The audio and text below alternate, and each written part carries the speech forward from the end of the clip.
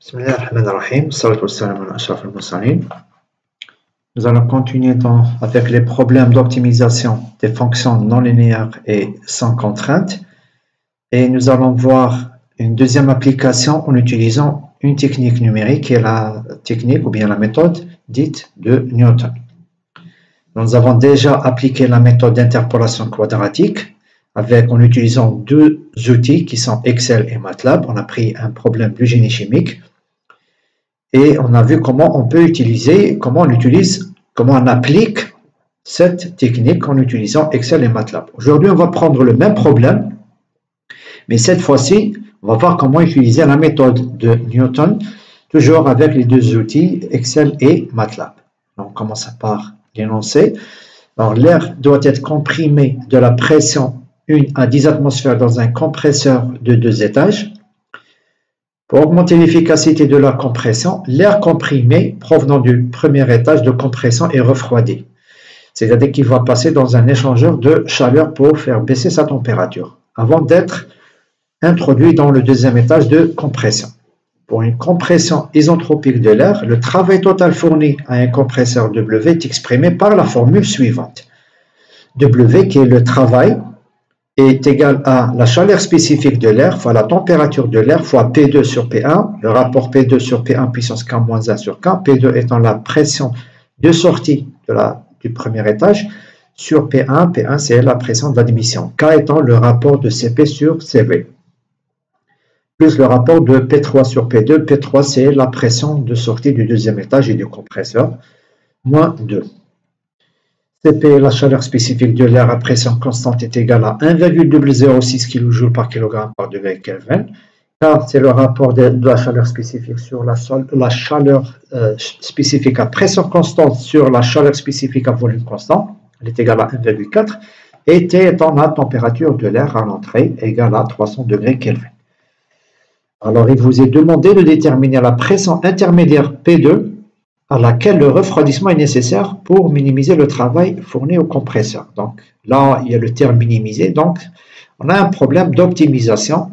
Et qu'est-ce qu'on veut optimiser? En fait, on veut calculer la valeur minimale de W, c'est-à-dire trouver P2 qui correspond au travail minimal. Alors, pour la résolution analytique, nous avons vu, donc voilà notre fonction c'est ça, et ce qu'on veut, c'est calculer P de chapeau tel que W' soit égal à 0. C'est ce qu'on appelle la condition, ça c'est la condition suffisante, plutôt nécessaire. Ensuite, on va voir la condition suffisante. Donc là, on a vu ça, c'est pour voir si c'est un minimum ou bien c'est un maximum.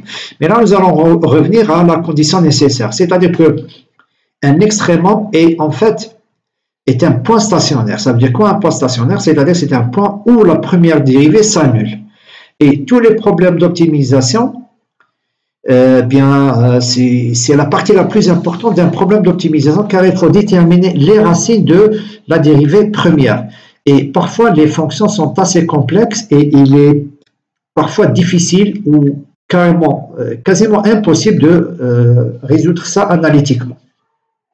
Et c'est pour ça qu'on a recours aux techniques numériques telles que la méthode de Newton. Alors, la méthode de Newton, c'est une méthode qui est utilisée pour déterminer les racines d'une fonction. Et là, notre fonction, ce n'est pas une fonction f, mais plutôt c'est la dérivée. Alors, rappel, donc nous, qu'est-ce qu'on va chercher? On va chercher P de chapeau. Pour cela, on va suivre cet algorithme. Donc, on propose une valeur P2, N, et à partir de cette valeur, on va calculer une deuxième valeur, P2 de l'étape N plus 1, qui sera égale à P2 de l'étape N moins W' de P2 de l'étape N sur W seconde P2 de l'étape N, et ainsi de suite. Donc ça, c'est un processus itératif qui va continuer jusqu'à ce que l'écart entre P2 de l'étape N plus 1 et P2 de l'étape N soit inférieur à un terme d'erreur noté par epsilon. Donc là, nous avons besoin de l'expression de W. À partir de cette expression, on va déterminer l'expression de la dérivée, ensuite l'expression de la dérivée seconde. Alors, voilà, mais avant de commencer la méthode de résolution, on va essayer de voir sur Excel. Voilà, qu'est-ce que j'ai fait sur Excel? Voilà, pour que vous puissiez comprendre. Voilà. Alors, le problème, c'est qu'on veut déterminer une valeur minimale. Alors, qu'est-ce que j'ai fait ici? J'ai pris des valeurs de P2 allant de 1 jusqu'à 10 et j'ai calculé le travail correspondant à ces valeurs. Et là, si je trace cette fonction, on va essayer de tracer cette fonction. Et voilà, qu'est-ce qu'on trouve? On trouve cette forme. Et on voit bien que finalement, le travail minimal, donc ça c'est W en fonction de P2, eh bien tout simplement, qu'est-ce qu'on a? On a une valeur minimale. On voit bien qu'on a une valeur minimale qui est comprise entre 2 et 4. Nous, on a déjà trouvé la solution. La solution, c'est 3,16. Voilà, on a déjà trouvé la solution. Elle est égale à 3,16 et on la confirme ici. Voilà, c'est environ de 3. Donc, c'est ça ce qu'on va voir. Alors, on va essayer maintenant d'appliquer la méthode de Newton. Voilà, la méthode de Newton. Alors, avant de commencer la méthode de Newton, je vais vous montrer une technique assez méconnue dans Excel qui consiste à... Alors, on va d'abord... Alors, on va prendre une équation très très simple. Y, par exemple, égale à x plus b. Voilà, on va prendre cet exemple. On va prendre ça. Alors, voilà, par exemple, là, j'ai A et j'ai B. Avec A égale à 1, B égale à 2. Je vais prendre des valeurs de X, par exemple, de 0, ensuite 1, 2, 3 et 4. Voilà. Y. Alors, Y, c'est quoi? C'est AX plus B. Alors là, je vais écrire une fonction égale à A étoile X plus B. Très bien. Alors, au lieu de, à chaque fois d'écrire la même formule, qu'est-ce que je peux faire? Je peux sélectionner cette case et faire glisser le curseur le long de cette ligne et normalement, je dis bien normalement, on doit trouver les valeurs correspondant à ces formules. Sauf que là, comme vous pouvez le constater, je n'ai trouvé que des zéros.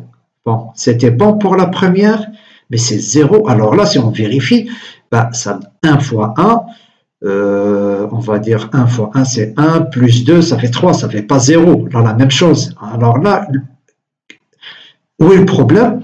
Eh bien, tout simplement, si je prends cette case et je la sélectionne, on voit bien qu'elle fait intervenir B3, B4 et B7 qui correspondent à A, B et X. On va faire la même chose ici, on va prendre ça et on va sélectionner. Alors, qu'est-ce qui s'est passé? Là, au lieu de prendre B3 et B4, elle a pris C3 et C4. Et là, c'est la même chose. Elle va prendre D3 et D4 et ainsi de suite. Maintenant, comme A et B sont des valeurs fixes, comment je vais lui dire pour ne prendre que ces valeurs?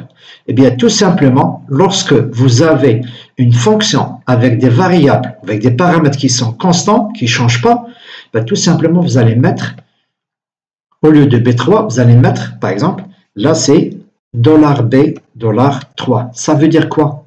Ça veut dire que là, même si vous changez de case, eh bien, tout simplement, il va prendre toujours cette valeur. La même chose pour B4, je vais prendre $B, $4. Et là, regardez qu'est-ce qui va se passer. Voilà. Maintenant, il ne fait changer que X et il garde A et B. D'accord? Voilà. Donc, voilà. Et voilà. Et voilà. Donc, à chaque fois, comme vous pouvez le constater, voilà, il conserve la position de A et de B. Alors, Ça, on va le supprimer. On va supprimer ça. Et on va commencer notre technique de Newton, la méthode de Newton. Alors, pour la méthode de Newton, j'ai besoin de quoi? J'ai besoin de l'expression de W' que je vais prendre et je vais la mettre ici. Voilà, je vais la mettre ici. Et j'ai besoin de quoi? J'ai besoin aussi de W seconde. Voilà, donc là, je prends W seconde, je la copie et je la mets ici. Alors là, voilà, donc, très bien. J'ai l'expression de W' seconde. Maintenant, je vais prendre, ces paramètres, P1, P2, K, CP et T, je vais mettre copier. Et là, je vais mettre coller. Voilà, donc voilà. Là, on va commencer à l'application de la méthode de Newton. On va commencer par créer un tableau constitué d'une colonne appelée itération. Donc là, itération, c'est pour le nombre de numéros d'itération. Ensuite, j'ai besoin de P2 de l'étape N, ou bien de l'itération N. J'ai besoin de W' correspondant à P2 de l'étape N. Et j'ai besoin de W seconde de P2 de l'étape N. Et à partir de P2 W' seconde, je peux calculer une nouvelle valeur et P2 de l'étape N plus 1. Ensuite, bien sûr, je dois calculer ce qu'on appelle les écarts, c'est-à-dire la distance entre P2N plus 1 et P2N. Alors là, l'étape 0, je vais prendre 0. Là, je vais prendre une valeur 5 parce que P2 tout simplement est comprise entre 1 et 5. 1 et 10, bah, je vais prendre la moitié, je vais prendre 5. Donc, ici, je vais prendre l'expression de W et là, vous allez voir l'utilité de ça, de ce qu'on vient de voir, les dollars, les fameuses dollars, les fameuses utilisations de l'expression avec dollars. Donc là, qu'est-ce que je vais prendre? Par exemple, là, je vais prendre alpha, étoile, CP, étoile, T. Voilà. Et là, au lieu de, je ne vais pas les laisser comme ça, je vais mettre dollar, dollar, dollar et dollar. Là, la même chose, dollar et dollar. Voilà. OK. Ensuite, on va prendre 1 sur, alors, je vois des parenthèses, et là, ce sera 1 sur P1. Voilà, 1 sur P1, et là, la même chose. Voilà, je fais comme ça. Puissance, alors combien? Puissance alpha. Ah, pardon, alors là, qu'est-ce que j'ai fait? Alors, puissance alpha. Puissance alpha. Là, la même chose, c'est dollar P, dollar 6. Étoile P2. Par contre, P2, non, P2, elle change, donc je vais la laisser telle quelle. Alors, c'est puissance. J'ouvre des parenthèses. Et là, je mets combien? Je mets alpha moins 1. Et là, la même chose, je mets dollar P, dollar 6. Voilà, je termine avec cette expression. Je continue, c'est moins P3. La même chose, P3 change, plutôt ne change pas de position. Donc là, c'est dollar B8, dollar B, dollar 8. Puissance alpha. Là, la même chose, alpha ne change pas de position. Donc, je vais la conserver. Étoile P2. Voilà, P2 maintenant, elle change de position. Là, puissance, je mets moins et j'ouvre les parenthèses et je mets, voilà, alpha plus 1. Et comme alpha reste constante, ben, je vais lui faire ça. Une dernière vérification sur les parenthèses. Normalement, c'est bon. Et voilà. Donc, voilà, on a trouvé la valeur de W'. Alors, je vais essayer de reprendre. Là, on voit bien que c'est à peu près la même fonction. Donc là, qu'est-ce que je vais prendre? Je vais prendre la même expression, mais je vais ensuite la changer. Alors, $B6 ne change pas, B3 ne change pas, ça ne change pas.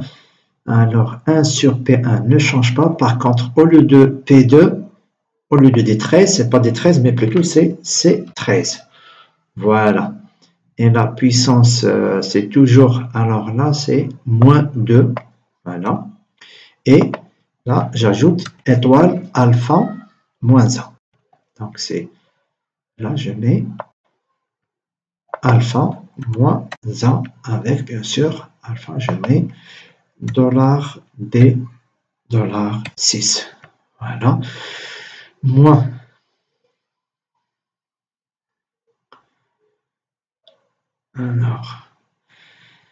Alors là, au lieu de moins, c'est pas un moins, c'est un plus. Voilà. C'est un plus. B8, c'est P3 puissance alpha.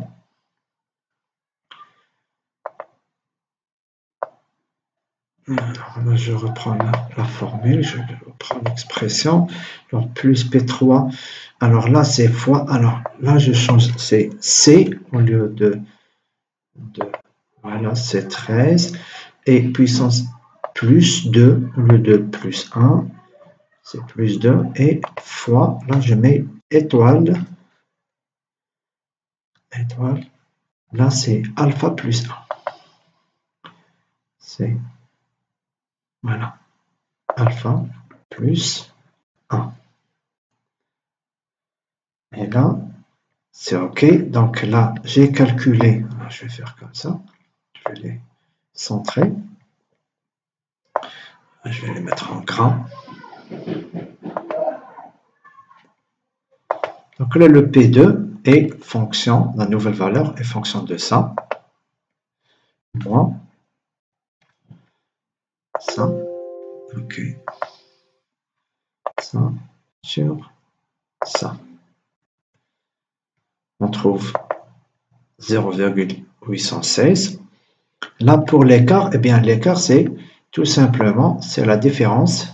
Je vais essayer d'agrandir un peu. Là, c'est égal à ABS, c'est-à-dire la valeur absolue de ça moins ça. Et voilà. Alors, on a terminé avec la première itération. Alors, au bout de la première itération, on trouve une valeur de 0,816. Alors, si on voit l'écart c'est 4,18. Et normalement, je dois avoir des écarts de l'ordre de 10 puissance moins 4, moins 5. Donc là, l'écart est assez important. Donc là, je passe à la deuxième itération. Alors, cette valeur va prendre cette valeur. Et au lieu de calculer à chaque fois ou bien d'écrire à chaque fois, bah, tout simplement, je vais tout simplement faire glisser un curseur ici. Et là, on va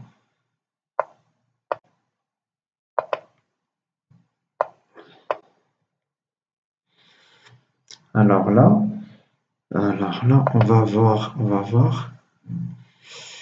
Alors ici, je crois qu'il y a une erreur. Attendez. Là, on va voir cette expression, si on n'a pas fait d'erreur. Donc, c'est 1 sur B7, ok, puissance alpha.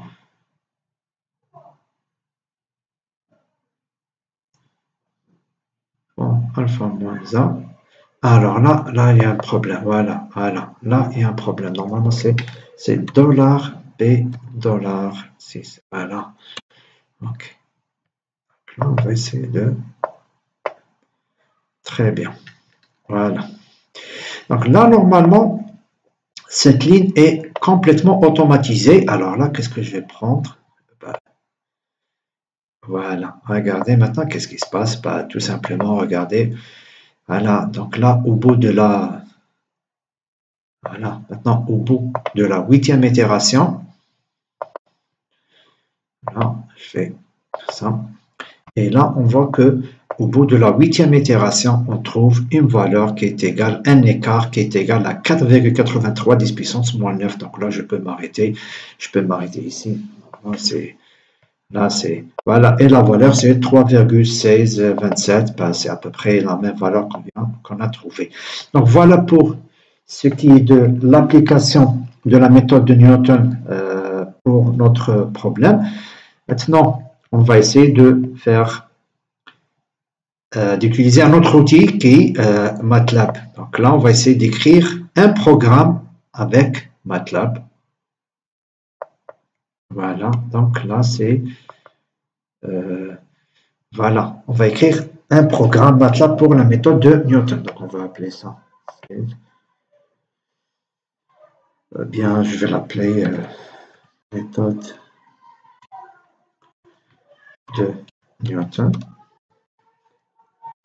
Et on va commencer avec, bien sûr, comme d'habitude, clear all qui permet d'effacer tout ce qui est, toutes les variables qui se trouvent dans ce programme. Alors, on a besoin. Alors, qu'est-ce que je vais faire? Je vais copier ça. Je vais copier ça. CTRL-C. CTRL-C. Et je vais, alors, tout simplement, parce que j'ai besoin de quoi? J'ai besoin de CP, de P1, de P3, de K. Bon, K, je n'ai pas vraiment besoin parce que ce dont j'ai besoin, c'est alpha. Bon. Très bien. C et voilà, et alpha. Alors là, alors j'ai pris un P2, on va dire P de 0 égale à 5, voilà. Et on va, alors, on a besoin de quoi? On a besoin de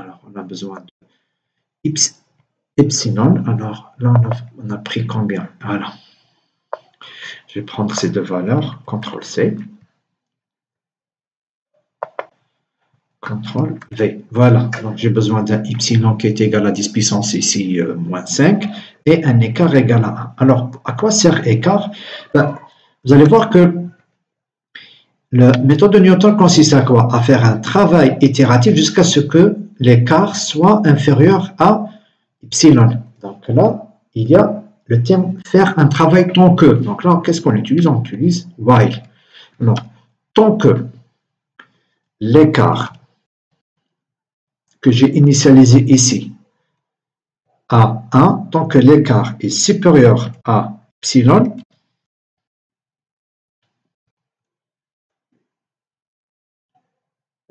tant que l'écart est supérieur à epsilon, qu'est-ce que je vais faire? Ben, je vais tout simplement calculer une valeur que je vais appeler P de calculer, par exemple calque, égale à quoi? Égale à P de 0 moins, alors là, j'ouvre une parenthèse, et c'est une fonction que je vais noter W prime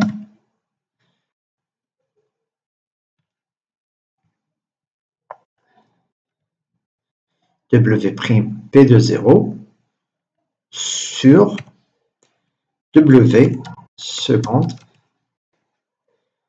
P de 0. Voilà. Alors là, je mets point virgule. Voilà. Donc ensuite, je calcule l'écart qui sera égal à,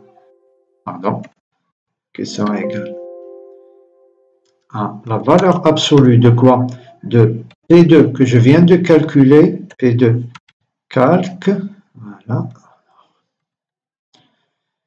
Alors c'est P2 calculé, voilà, c'est ça, je l'ai appelé P2 calque, moins P de 0, point virgule. Ensuite, je mets P de 0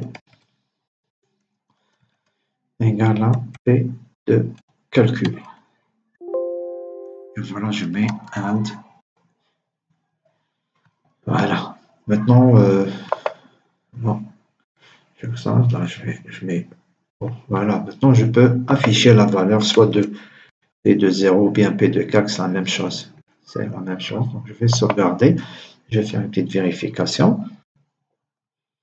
une petite vérification. Alors là, très bien. Maintenant dans ce programme, je fais appel à deux fonctions. La première que j'ai notée, W' et la deuxième, c'est W seconde.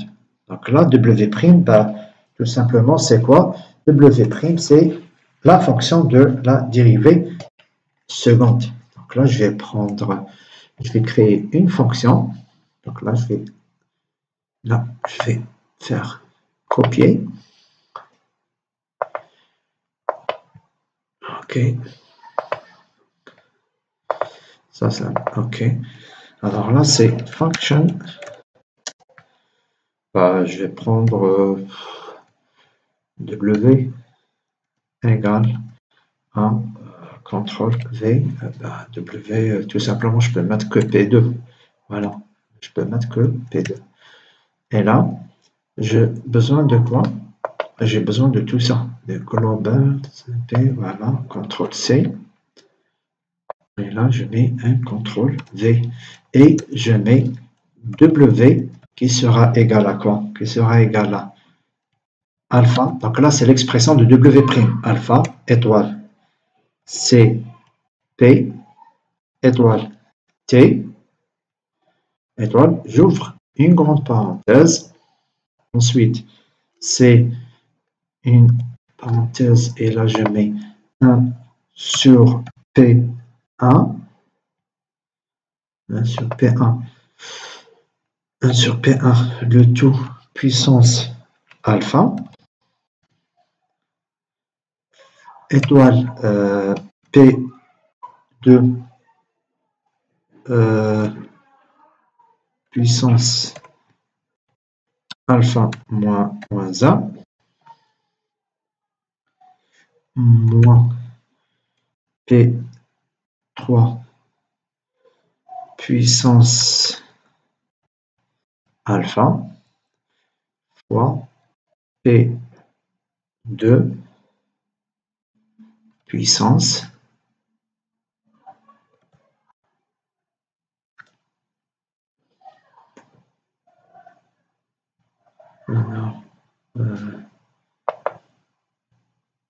P2 puissance moins, alors alpha moins alpha plus 1.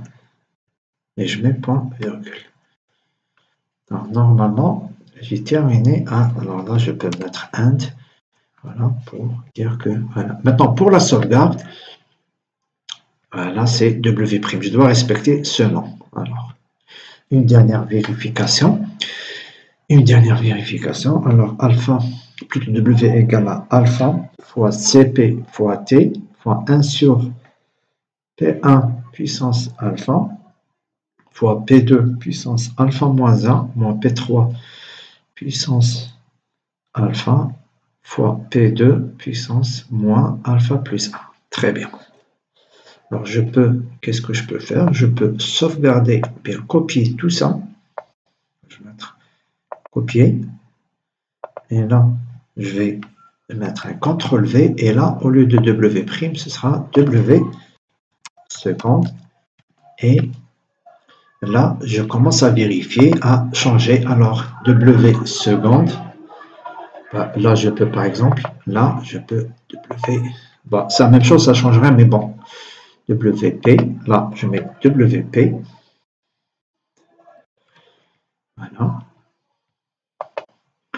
Et là, je mets WS. WS, et là, WS. Alors, c'est quoi? C'est alpha fois CP fois T fois 1 sur P1 puissance alpha fois P2 puissance alpha moins 1 étoile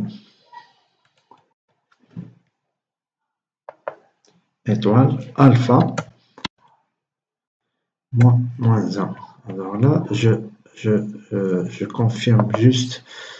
Non, c'est alpha moins 2. Voilà, c'est alpha moins 2. Alors, je reprends, c'est P2 puissance alpha moins 2 fois,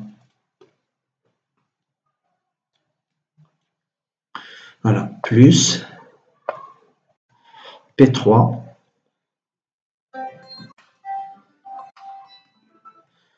plus P3 plus P3 puissance alpha. Alors là, je peux déjà mettre, voilà,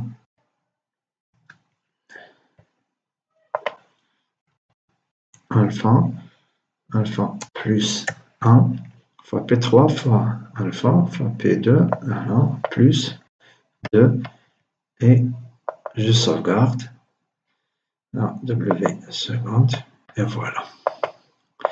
Donc voilà, normalement j'ai terminé. Maintenant, je vais essayer de voir, voilà, méthode de Newton. Je vais sauvegarder, méthode tirée Newton. Et voilà, voilà, directement, j'ai la valeur de 3,1623. Voilà, donc là, voilà, maintenant, c'est la valeur que je viens, voilà, on peut la vérifier, c'est la valeur qu'on vient d'afficher. Maintenant, si je veux, par exemple, voir les valeurs intermédiaires, ben, je n'aurai qu'à faire ça. Et là, vous allez voir toute une série de valeurs. Je vais reprendre. Et voilà. Donc, on va voir. Voilà. Voilà. On a trouvé la première valeur, c'était 0,816. Ensuite, 1,27, 1,87. Et si on va, si on compare, ce sont les valeurs qu'on vient de. Voilà, voilà, ce sont ces valeurs-là, parce qu'on doit trouver la même chose. On doit trouver la même chose. Donc voilà pour ce qui est de l'application de la méthode de Newton. J'espère que cette vidéo vous a été bénéfique. Maintenant, je vous souhaite une bonne révision, et si vous avez des problèmes, n'hésitez pas à m'écrire, à me faire, soit m'envoyer des emails comme le font certains, ou bien faire des commentaires. Je vais encore ajouter quelques vidéos concernant les techniques d'optimisation pour les fonctions à plusieurs variables en utilisant la méthode de gradient appât fixe et appât optimal. Voilà, je vous remercie pour votre attention et à la prochaine vidéo, Inch'Allah.